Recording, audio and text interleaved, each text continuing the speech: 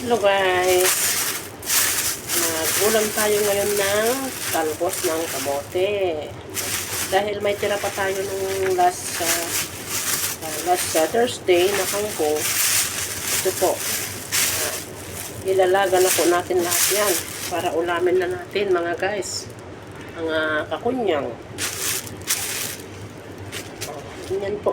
Ganyan po ang talbos ng kamote dito sa Hong Kong. Yan. Ganyan. Kukunin natin yung tangkay. Sayang kasi kung hindi natin kukunin mga guys, mga kakunyang, kasi pag di mo kukunin, ay sayang yung pinambili mo kasi mahal dito ang talbos ng kamote.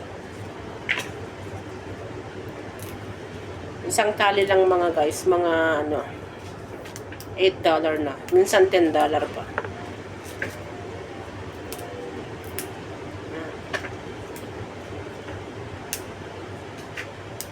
Sino po sa inyo ang nag-uulam ng talbos ng kamote guys? Ayan siya malalaki siya. Kailangan natin kunin lahat ng dahon.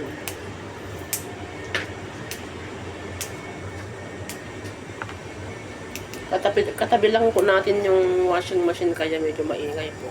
Mga kapunyang, mga guys. Isa-salad natin ito. Salad.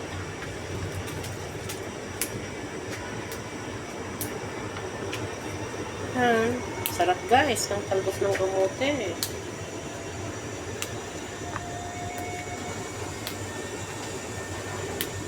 Ayan.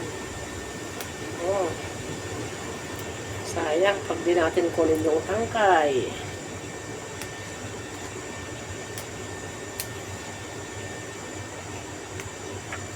Ganito ang paglilinis ng talbos ng kamote guys.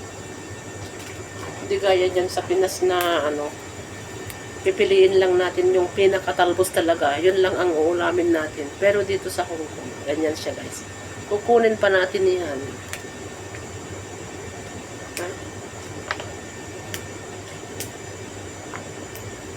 Kasi sobrang mahal ang talbos ng kamote dito.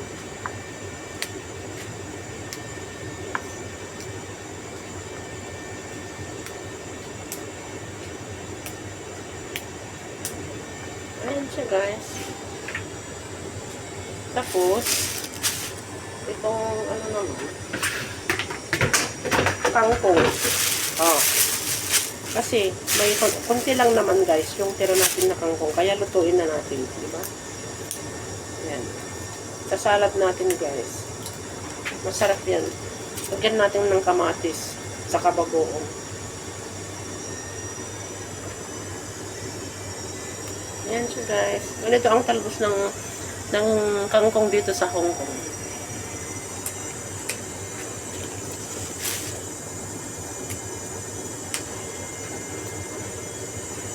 Ayan. Sarap. Masarap siya guys. Sarap ang ulam natin.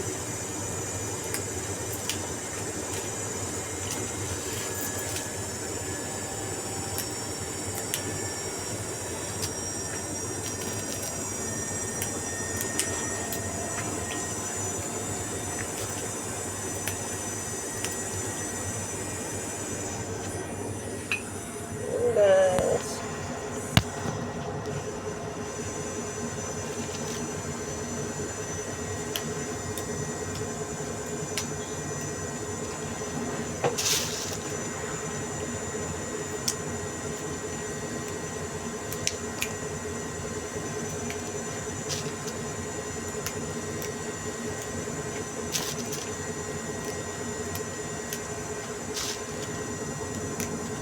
Masarap ng kangkong guys pag salad.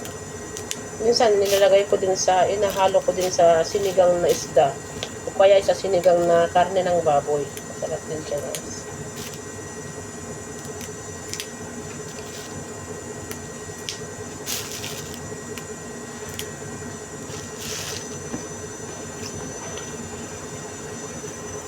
Ayan na guys, tapos na.